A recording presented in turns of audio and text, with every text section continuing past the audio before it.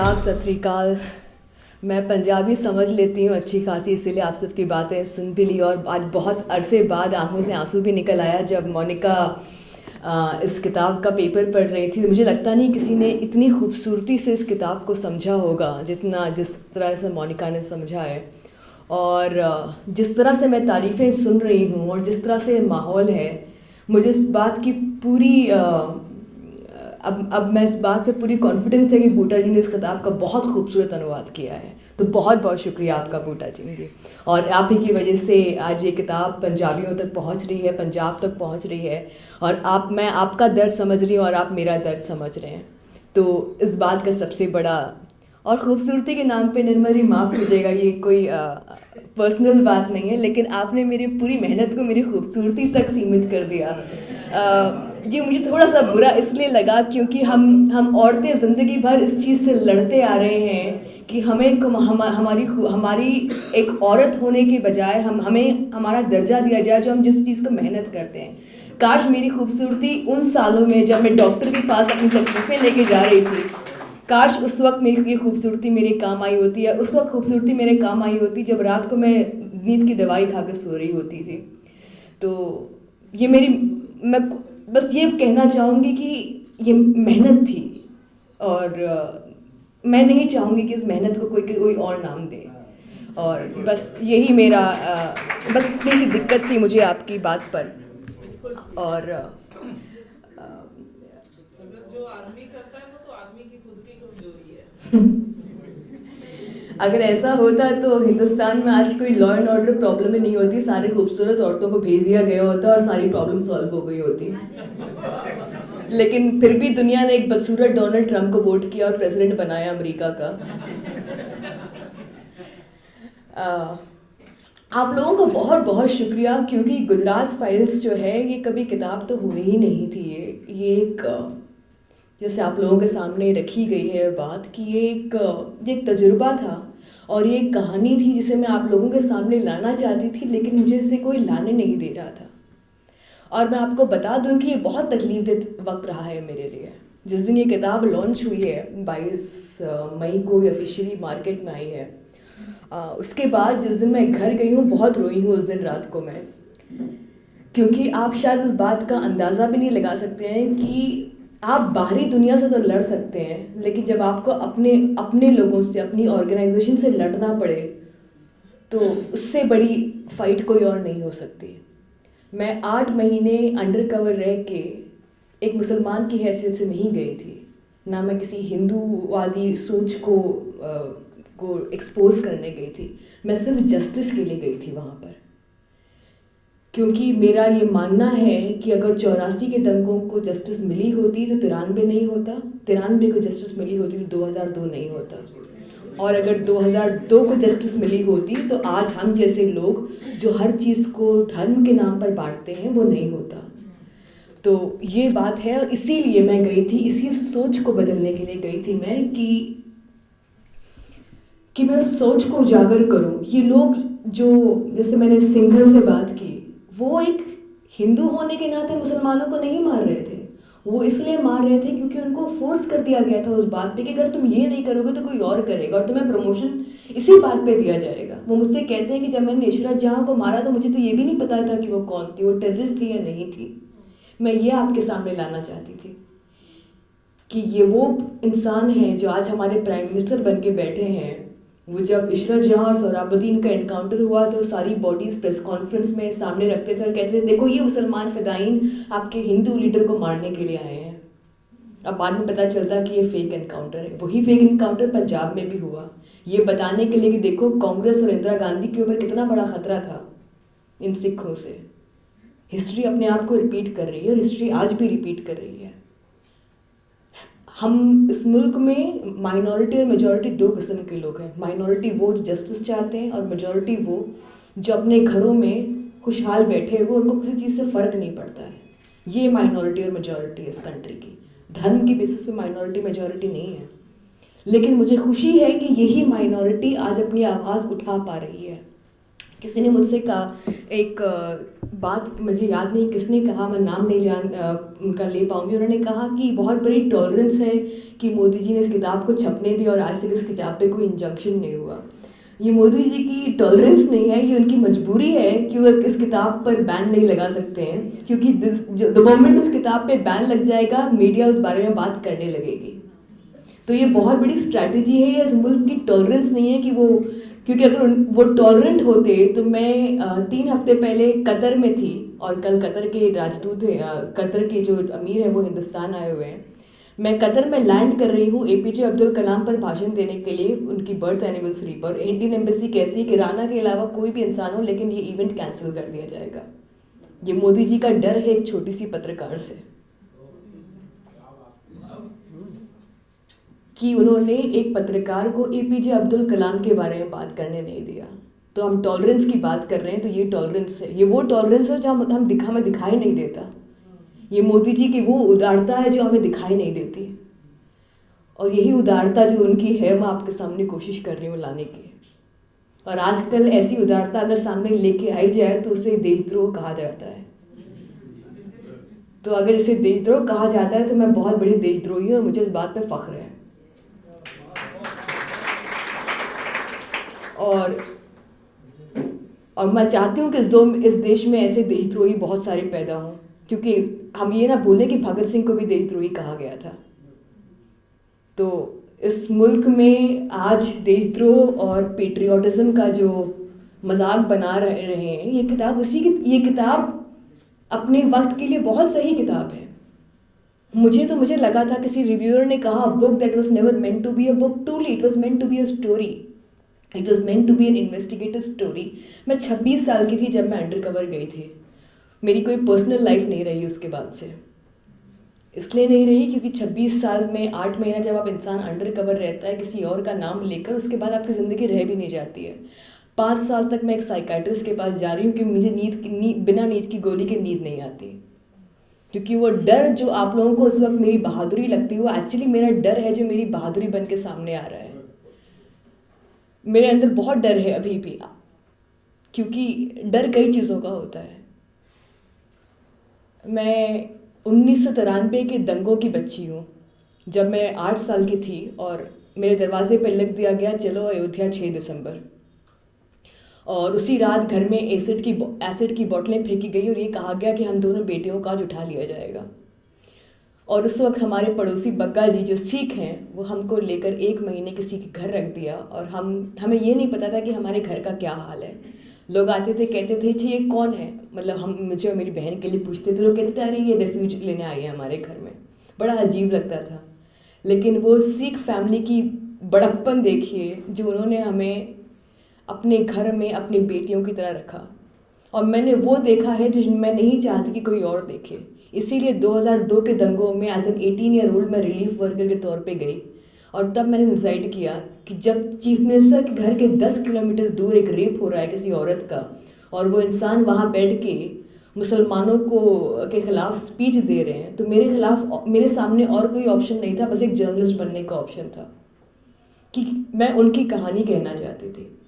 और उसी कहानी की वजह से मैं अंडर कवर गई 26 साल की उम्र में, और उन लोगों का स्टिंग ऑपरेशन किया। मुझे कोई अच्छा नहीं लग रहा था किसी अशोक नारायण का स्टिंग करने या किसी माया कोडनानी का स्टिंग करने, वो भले ही जितने बुरे और अच्छाई का डिसीजन या पैमाना हम डिसाइड करने वाले कौन होते हैं। तो मुझे अच्छा नहीं लगता था कि मैं अशोक नारायण जिनकी बीवी मेरे लिए रोज़ अच्छे अच्छे खाने पकाती हैं, पालक पनीर बनाती हैं मेरे लिए, मैं उनका स्टिंग करूँ।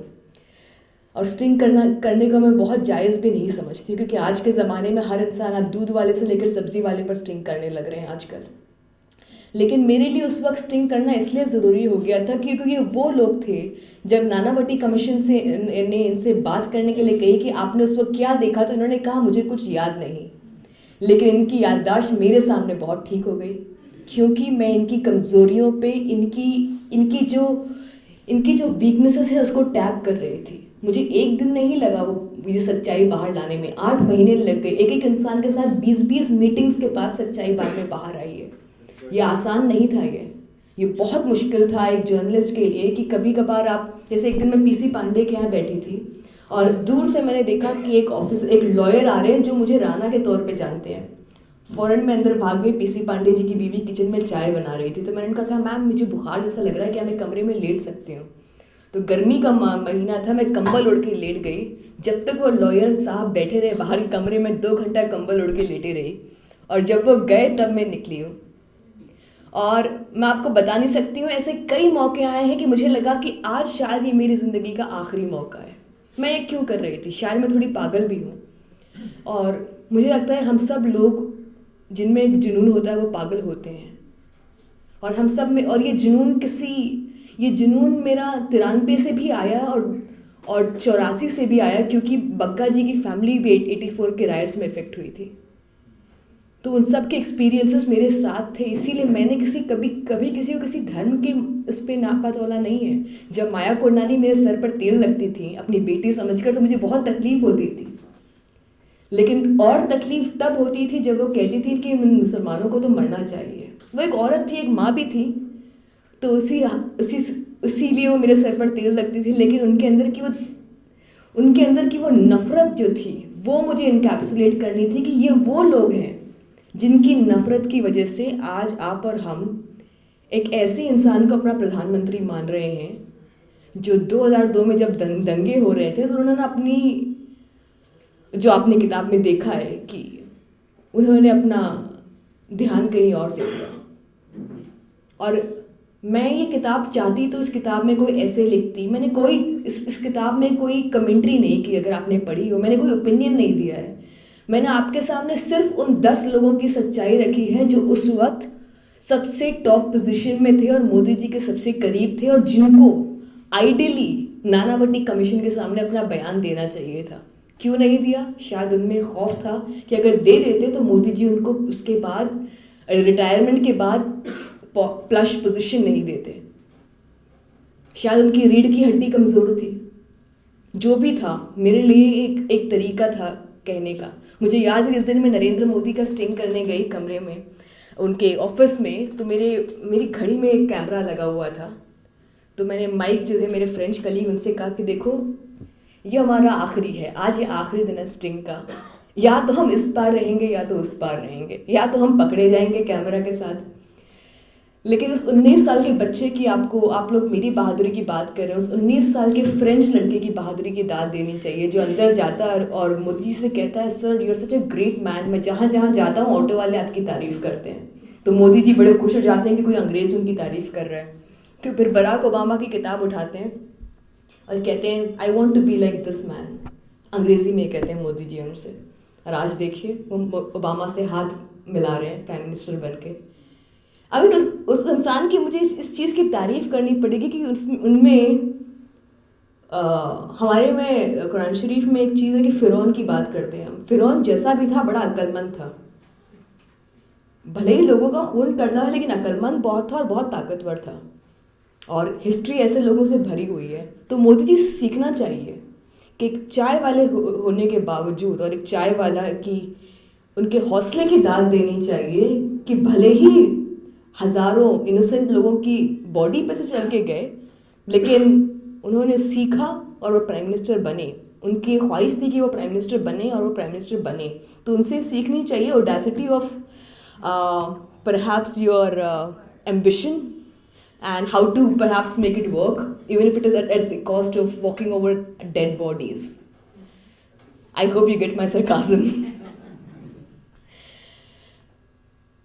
And it really pains me, दर्द होता है मुझे कि जिस इंसान को मैंने 2010 में जेल भेजा, अमित शाह, जिसको सुप्रीम कोर्ट ने जिसकी चार्जशीट एक्सेप्ट की कि ये एक्सटॉर्शनिस्ट है, मर्डरर हैं और कौसर बी के रेपिस्ट हैं। आप लोग कौसर बी के बारे में नहीं जानते। कौसर बी सोहराबुद्दीन की बीवी थी। जब सोहराबुद्दीन को मार दिया गया तो उन्होंने कौसर बी को नींद की दवाई देकर सुला दिया। फिर अमित शाह को फ़ोन किया, मेरे पास सारे कॉल रिकॉर्ड के बेसिस पर अरेस्ट किया कि ऑफिसर्स ने अमित शाह को फ़ोन किया कि इनका क्या किया जाए। तो अमित शाह ने कुछ ऑर्डर दिया होगा। उसके बाद 2 दिन लगातार पुलिस वालों ने उन्हें बेहोश रखा और 2 दिन लगातार उनका रेप हुआ। और उसके बाद जब उनको समझ में नहीं आया कि उनके साथ क्या किया जाए, तो उनकी बॉडी को जलाकर, जिंदा जलाकर फेंक दिया गया। आप मुझसे कहेंगे सोहराबुद्दीन टेररिस्ट से, चलिए ठीक है, कौसर भी क्या थे। और जब सुप्रीम कोर्ट ने कौसर बी के मर्डर में अमित शाह को चार्जशीट किया और आज वो इंसान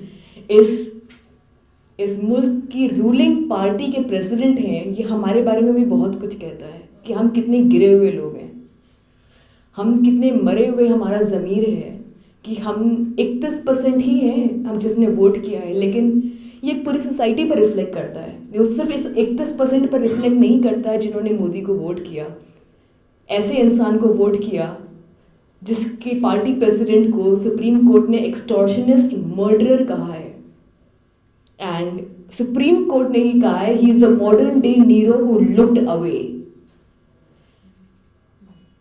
और गलती उस 69% की भी है जो जिन्होंने मोदी को वोट नहीं किया, क्योंकि उन्होंने अपनी आवाज़ सामने नहीं रखी, तब जाके उस 31% ने उनको वोट किया। कमज़ोरी हम सब की है, इसीलिए गुजरात फाइल्स लिखी गई, क्योंकि आपके ज़मीर को झिझोड़ना मेरा काम था। मैं चाहती तो नहीं लिखती, मेरे लिए बहुत आसान था। एक बहुत बड़े अखबार ने मुझे एक जॉब ऑफर दिया जब मैंने तहलका छोड़ा, तो तरुण तेजपाल के उस हादसे के बाद, क्योंकि मुझे लगा कि जो हुआ गलत हुआ और एज एन एडिटर मुझे रिज़ाइन करना चाहिए। तो मुझे एक बहुत बड़े अखबार ने 2014 में बुलाया कि राना तुम इतने अच्छे इन्वेस्टिगेशंस करती हो, why don't you join as investigations editor. तो मैं भी बड़ी खुश हुई, इतना बड़ा अखबार था, मैंने कहा आगे भी कुछ आने वाला है। तो बोलते हैं यार do everything you want to, बस don't take the name Modi. तो मैंने उनको एक जवाब दिया, अंग्रेजी में जवाब दिया, I said sir I am not into pimping yet, कि दलाली अब तक मैंने सीखी नहीं है, और शायद मुझसे यही मेरे हुक्मरान चाहते हैं कि मैं दलाली करूं, जो बहुत ही गलत और गलीज अल्फाज है, लेकिन आज के ज़माने में ये अल्फाज बहुत प्रोमिनेंट हो गया है। अब जब मेरे डैडी बहुत बड़े जर्नलिस्ट थे, मेरे फादर उर्दू के जर्नलिस्ट थे, इसीलिए मैं आपकी पंजाबी समझ पाती, क्योंकि उर्दू और पंजाबी में बहुत मुशाबियत है। तो वो कहते हैं मुझसे, जब मैं जर्नलिज्म में आ रही थी, उन्होंने कहा मैं तुम्हारी किसी से पहचान तो नहीं कराऊंगा, ना तुम्हारी कोई मदद करूंगा, बस इतना कहूंगा कि एक जर्नलिस्ट एक गिलास पानी के अलावा किसी अपने सोर्स के साथ और कुछ नहीं ले सकता। एक कप कॉफ़ी भी अगर आपने पी लिया तो आप उनके एहसानमंद हो जाते हैं। आज मैं देखती हूँ कि आजकल के जर्नलिस्ट 5 स्टार होटल्स में जाके डिनर करते हैं पॉलिटिशियंस के साथ, और टू बी वेरी ऑनेस्ट बहुत बुरा लगता है। मैं भी चाहती तो आराम से एक बहुत बड़े अखबार में नौकरी करती। इस किताब को लिखने के लिए मैंने HDFC से लोन लिया, मेरे जितना सोना था मेरे घर में वो सब मैंने HDFC का गोल्ड लोन ले लिया मैंने। मेरी अम्मा ने कहा बेटा शादी कैसे होगी, सोना तो अब शादी के लिए बचा के रखा है तुमने सारे। तो मैंने कहा अम्मा शादी तो तब होगी जब मैं इस साइकाइट्री, इस साइंस से, अपने सर के इस तकलीफ से बाहर निकल पाऊंगी। और मेरी तकलीफ ये थी कि मैं सच जानती हूँ और सच कह नहीं पा रही हूँ, और मैं उस सच पे इतने सालों से बैठी हुई थी। और आप नहीं जान सकते किसी सच पर रोज रात को सोना, जानते हुए कि आप सच जानते हैं, लेकिन फिर भी उसको लोगों को बता ना पाना बहुत बड़ी तकलीफ होती है। और हर वो इंसान जिसके अंदर उसका ईमान और ज़मीर जिंदा है वो उस बात को समझ पाएगा। और मैंने बस एक सेल्फिश अटेम्प्ट था अपने ज़मीर को जवाब देने का, इसलिए किताब लिखी गई। बाकी आप सब बहुत कुछ सुन चुके हैं, आपका और वक्त नहीं लूँगी। बहुत बहुत शुक्रिया मुझे यहाँ बुलाने का और आप सबके बीच बात करने का। Thank you.